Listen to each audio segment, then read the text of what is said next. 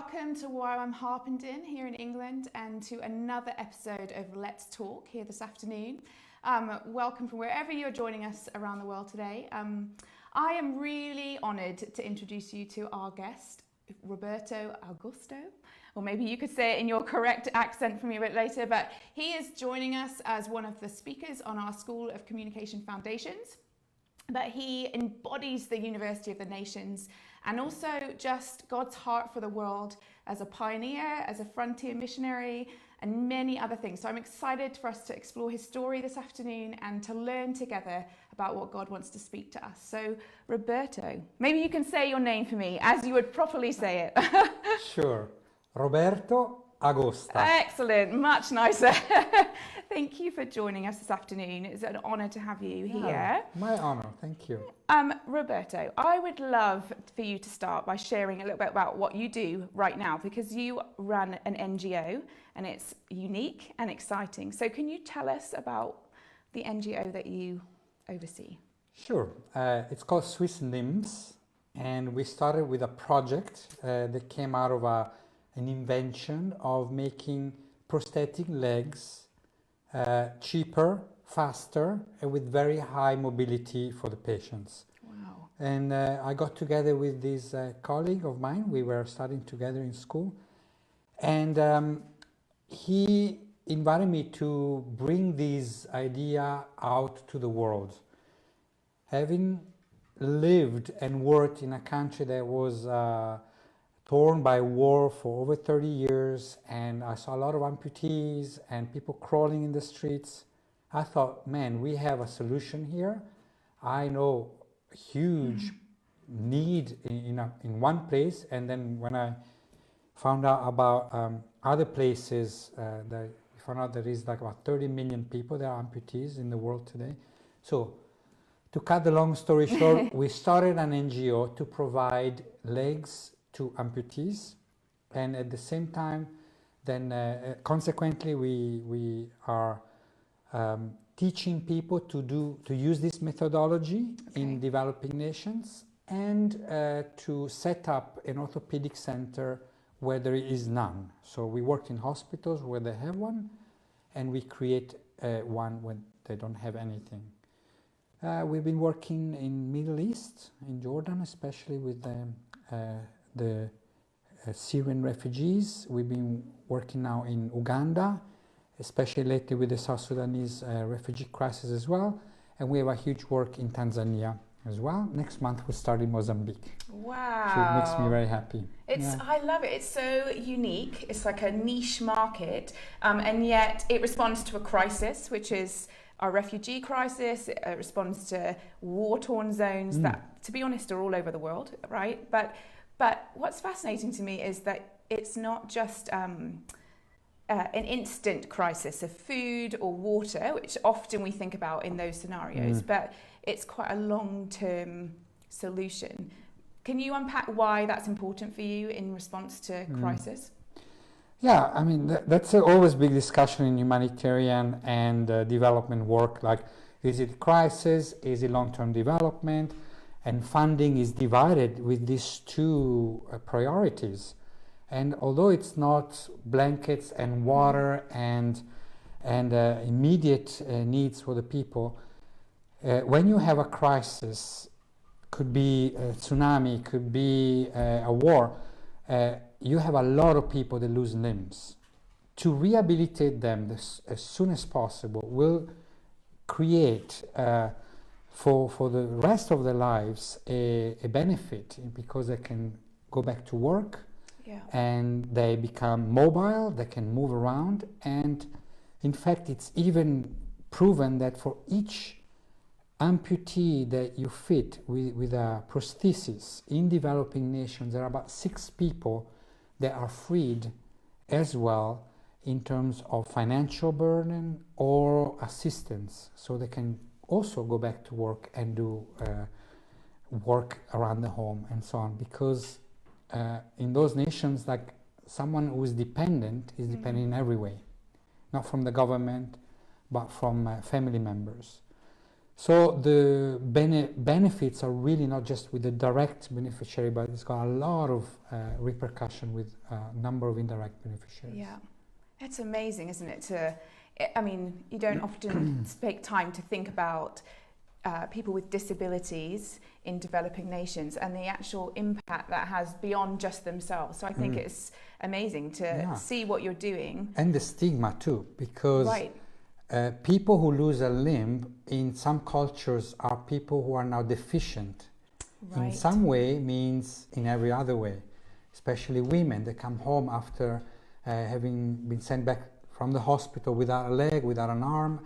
Their husbands leave them and says, you are useless now, I can't use you anymore. And they have to raise children on their own because their husband went off and found another wife, more useful wife. And it's so sad because they have to combat stigma and poverty and overcome all those hurdles that most people wouldn't do in the West. Yeah. Wow. So finding the solution to something very practical has transformation for both their emotional, spiritual, physical, all the realms of their life, which is, and beyond them, in their community settings and everything, which is amazing. Roberto, I wonder if you ever dreamed when you were 18 and before you came into YWAM 27 years ago, did you ever think I would be starting Swiss Limbs, an NGO for provision in this way? Or what has been the long-term journey with YWAM that's led you to pioneering this incredible organisation? Not at all. When I was 18, I think, where was I? I was trying to learn German because somehow for a Swiss, German is a language that you need to know for any reason, from work to communicating across the language barriers that we have just through the mountain. And I was wondering, what am I going to do for the rest of my life? And I had no clue. But I knew I had like a basic education. I did an apprenticeship in business administration, and the next step would just go out and work and earn some money, like everybody else. Like everybody else, right? And I went to work in a bank, like at that time, almost a third of the population in Switzerland does. And really just not really knowing, but also not having an alternative in my head and in my heart. I didn't know what else. And as I started working, and I actually learned a lot of good lessons in the workplace, and that's where God started to reveal himself, his heart to me, and basically the calling that he had upon my life that was revealed in small stages, one at a time. Yeah. So how did you transition from the workplace within a bank into joining YWAM? Yeah, so luckily I already knew YWAM because they used to run seminars alongside my church. So I knew them, so I was working in the bank, and then I would go in the evening to their sessions, and I thought, man, these people really are serious. They really know God. They really love him. They really want to serve him.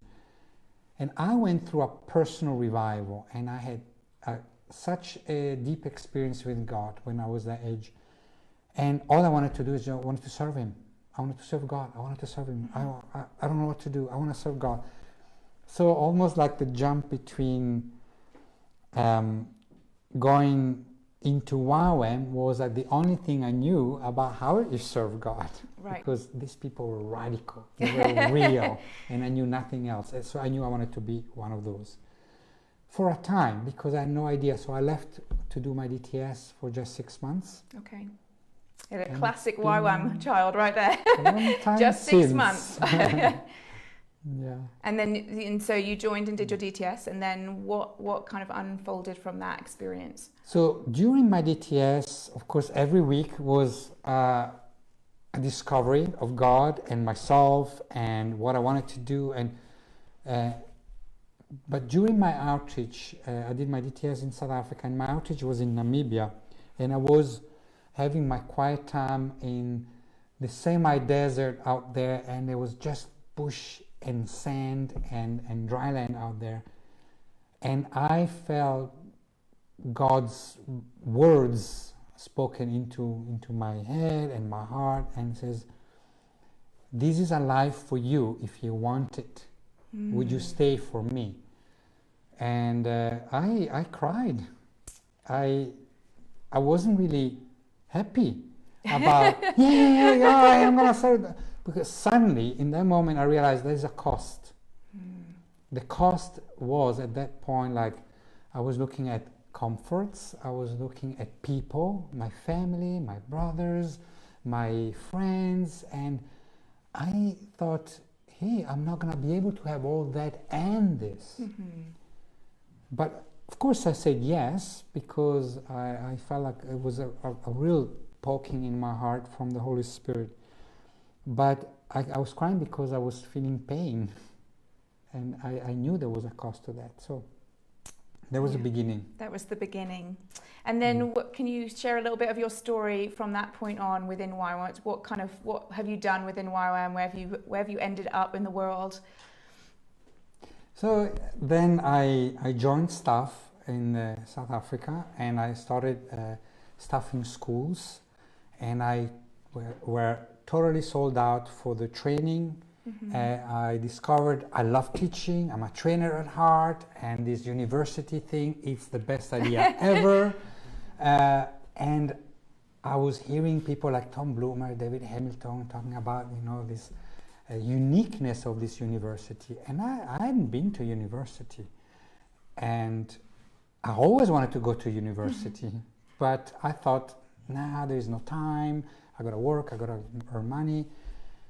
But of course, the stirring was there, and I was fascinated by the fact that you can learn something, and it was pretty good stuff being taught, but at the same time, you can do it. And I was doing weekly outreaches with my students, and I was staffing an SBS at that time and being involved in townships. I thought, this is it. Now I found my calling, I found my destiny in God, and I love this country, I love this world. And it didn't last very long, because then we used to hear about the wars next door, the war in Mozambique. We used to hear about the needs, we used to hear about people starving, we used to hear about people not having any way of access to the gospel or to the word. And that wouldn't leave me, so I started doing prayer meetings and get people to pray, and of course then you know what happens. The more you pray, the more God puts a burden into your heart, and something told me, like, it's mine to do, not someone else's to be sent. So I did a visit to Mozambique, trying to shake it off. Then I came home. Tried to ask the question to God, is it really you, Lord? Several times, not once. I remember it was a process of months to know, is God calling me to go to Mozambique? And it was Him. I got it confirmed through people, through wonderful men and women of God, like through prophecies, through scriptures, through Him revealing Himself to me. So I did. I went, and I said, okay, I go. One-way ticket, first time in my life. And it was my friend, Wes, and myself, and we joined a small team there. And we started working in a country where technically they were at peace, because they signed a peace agreement, but in reality they were not at peace yet. So they were still fighting. We could still hear soldiers in the distance, and some people didn't even know that the war was over. So that's how we started. Wow. Yeah. Wow. Now Mozambique is full of committed Mozambicans. Only in YWAM there is about 100 YWAMers in 8 bases. Wow. And there is people that have been there since the beginning, and it's just catching vision and evangelizing in the bush and in unreached areas, and planting churches and creating training that people would never have access to in the nation, Right. through the UOM. And they just opened doors, and I had my first illiterate student doing my third DTS, and she was a highly intelligent girl, yet she couldn't read and write, and she learned within the 6 months of the school. And she is now leading a work in a little island in Mozambique called a small peninsula, Inhaçunj. Her and her husband, she records CDs with music, and she's just like a YWAMer, long-term YWAMer, doing a fantastic job out there. Amazing. So, wow. yeah. And I know that, I'm sure, going to Mozambique in the frontier like that, you've probably got some amazing stories of adventure and some amazing God provision in there too.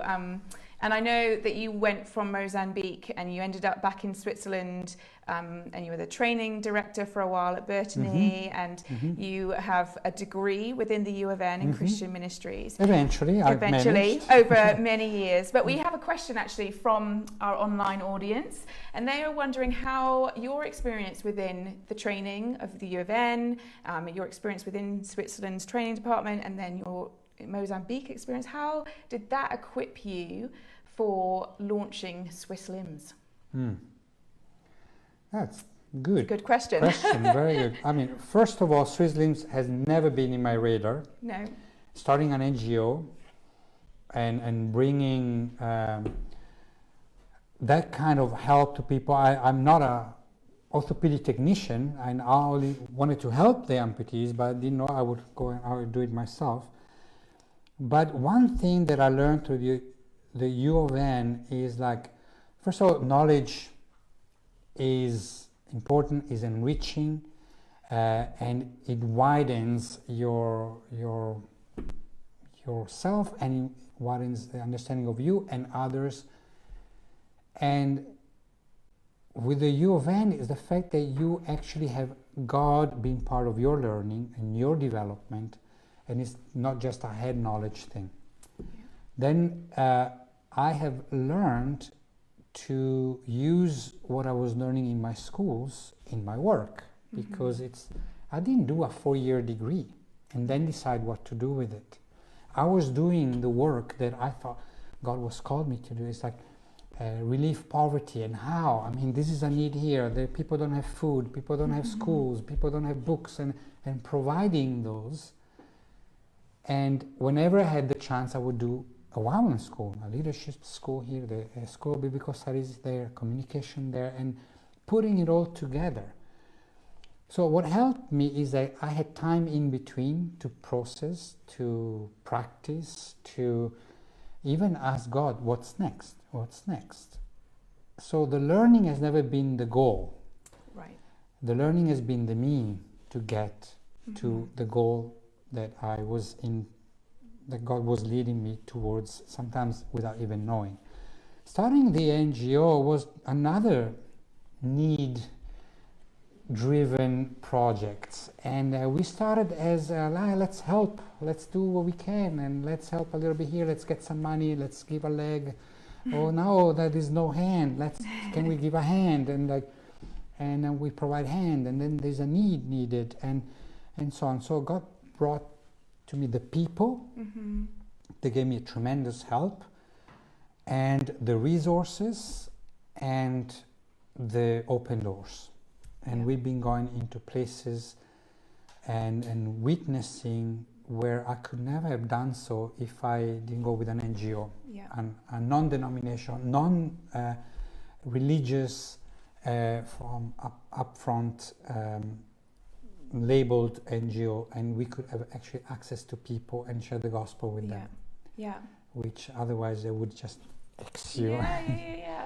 I think it's great actually listening to you, because if I think about, I mean, obviously the University of Nations is broken down into colleges, and those really are a reflection in many ways of the spheres, and we are training people to bring transformation into nations, not just training people for the sake of head knowledge, which is what you're talking about. And you're an example of how your training and your experience with the UOM over the course of many years actually was a case of I'm learning things because I really want to see God move into the spheres, and I want him to bring restoration where there's restoration needed. And it's even interesting to think how your Swiss limbs actually is so integrated across spheres, right? You've brought this godly knowledge that you've gained, and suddenly you've started something that's responding to a need, a very practical one, but you're influencing education because you're training people, you are creating business, science, healthcare, research and development. I think it's fascinating how someone who just kept saying yes to God finds himself in a place whereas doing something you probably never ever would have dreamed was possible given your own experience up to this point. And now here we are, you have an amazing story of how saying yes. And I think that's a great question to consider for all of us. I mean, I think your story is marked with obedience, one step at a time. Roberto, how do you feel in reflection you've cultivated a life of obedience? I wish you didn't ask me that. That's my question for you. Because I'm a very disobedient child. In the sense, like I struggle to say yes to something that it's hard for me and painful, that or I cannot understand or see. But for me, it's always started with like obedience as a disciple, and it's like, and what got me to the next step is like, am I obedient in the basics that God is asking me to be, first of all? Right. And I have been less preoccupied with calling and geography or ministry, as I've always been more preoccupied, actually, is God happy with me? Is my character matching to what he wants? And I always found myself short of it. And I always had lots of people around me, lots of one-on-ones, lots of YWAM bases, with luckily many YWAM bases with carpets where I could soak in with my tears. And really like discipleship and giving my heart wholeheartedly to God and letting him mold that has always given me things to do. Yeah.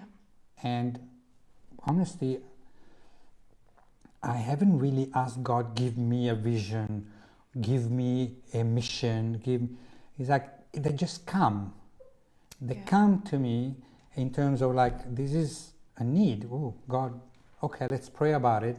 Do you want me to do something about it? And then God confirms.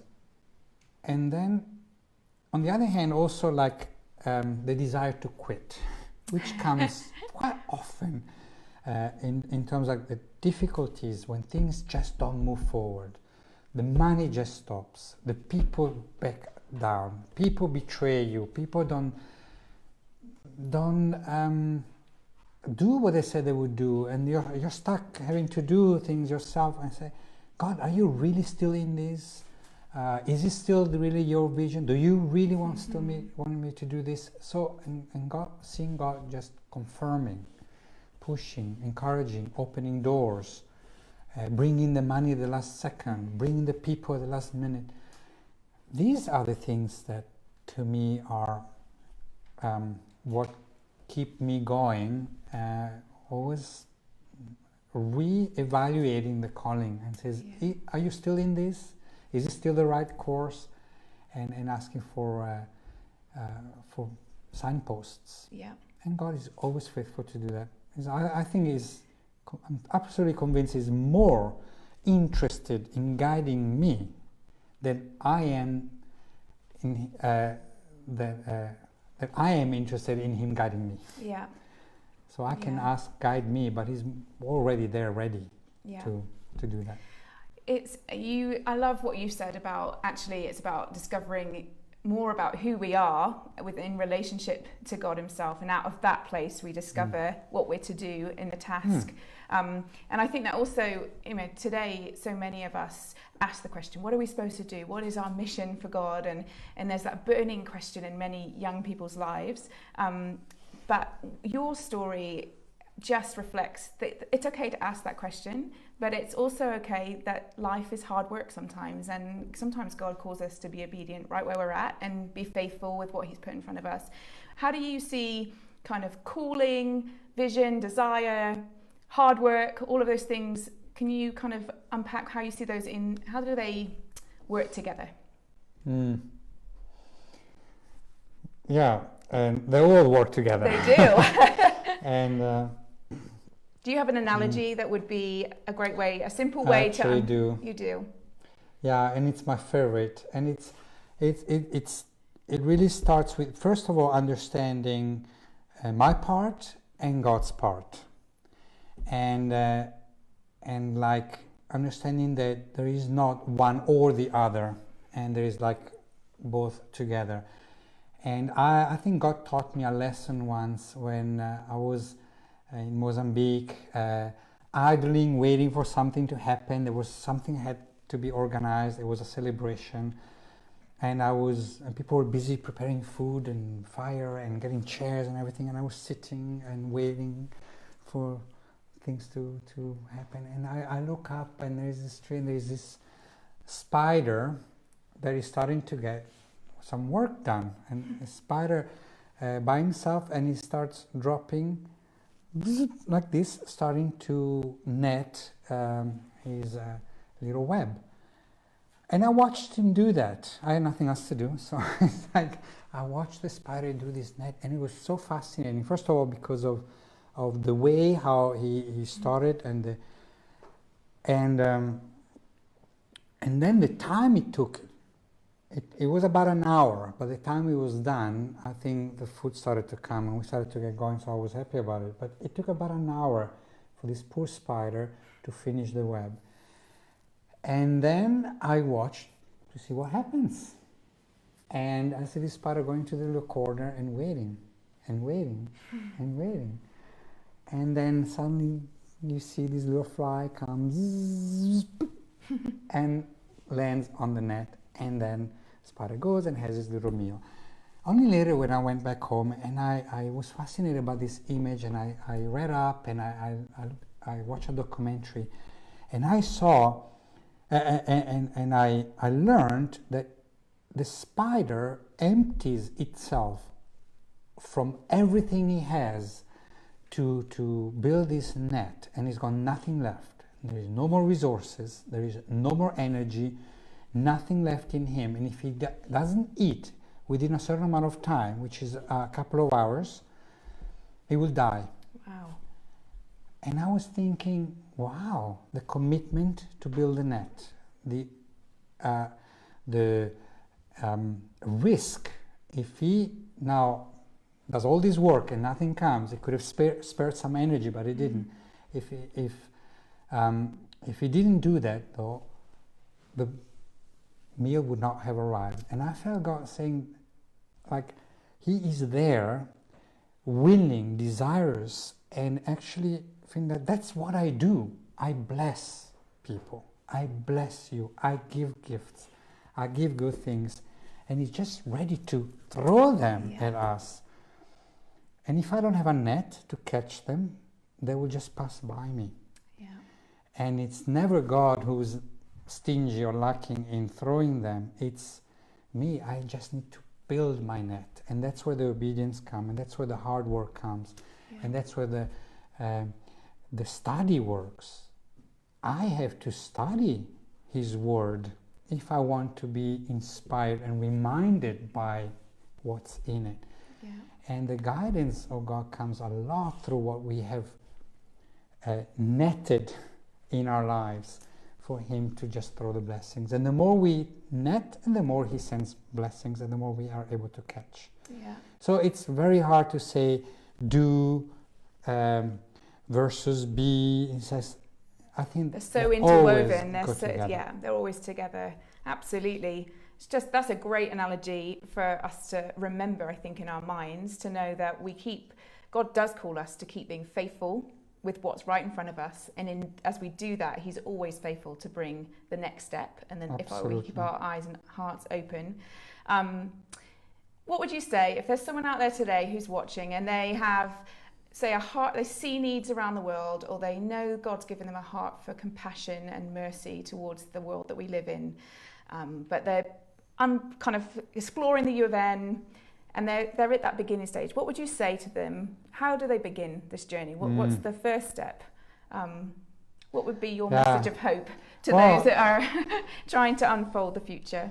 Well, on the one hand, I want to warn people is like we hear it's like you follow your heart, and your heart is gonna live. And it's like when you read the word, it says you follow your heart, you get into big dangers. You get off the wrong path. And yet God puts desires in our hearts that are like powerful. And when we bring Him into our desires, and He uses all that we are, our desires, our thoughts, our dreams, into making us do what He wants. And then the magic there is like actually we become more and more who He wanted us to be, and we grow in who we are, and we will be fulfilled and satisfied by doing what He wants us to do. So it's like this road of discovery. So I'd say follow your passions. If you have no passions, like some people say, oh, I have no passions, it's like God is your passion. You do what He says.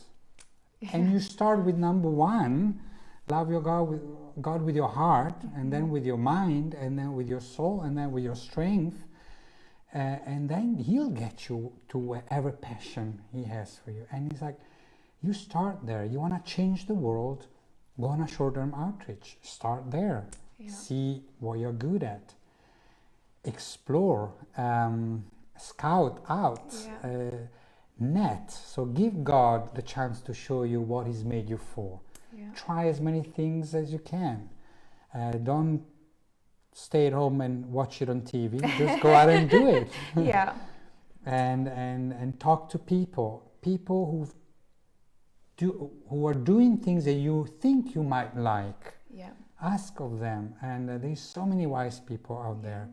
So many people are just waiting for you to ask about their lives and about their work and their ministry. Go to your church elders, to the retired people, and go to the prayer groups and ask them, what did you do in your life? What did you like? What didn't you like? And discover also your liking, your preference through other people's life choices. Yeah. And so I think you throw out all you can in terms of like feelers, and throw out your net and be faithful and obedient to what you hear or you believe God is saying to you at this point. If it says stay home for the next 2 years, you just stay home and don't bolt out, you just do it. And when God says go, you just go. And then you say yes, you keep really saying yes. Trust Him. Yeah. He's trustworthy. He's like more than any person I've ever met. Yeah. I love that. He is so trustworthy. And that's where it all starts, right? It's relationship, building trust with Him. And as you trust Him more, then you trust that He's going to unfold your story in line with His story, and that whatever you place your hand on is going to be enough. Absolutely. Roberto, thank you so much for joining me today. You have pleasure. An absolutely incredible story. I feel so inspired by meeting you. And I think what really has impacted me is that you really embody what you're talking about, which is work hard, get the grit, get your head down and do what's right in front of you, but invest in yourself as while you're investing in others. Respond to what's in front of you and love God with all of your heart. And that I just get the sense that you would be at utter peace if no one knew anything that you did, or the fact that actually you're influencing the world in an extreme measure with your NGO and everything that you've done thus far. So you are an incredible person, and it's a real honour to have had you here and to hear your story. And I feel really inspired by what you've shared. And I hope that around the world, wherever you are today, God's spoken to you this afternoon about taking that next step and being at peace with where you're at, and just keep asking and opening up your heart and trust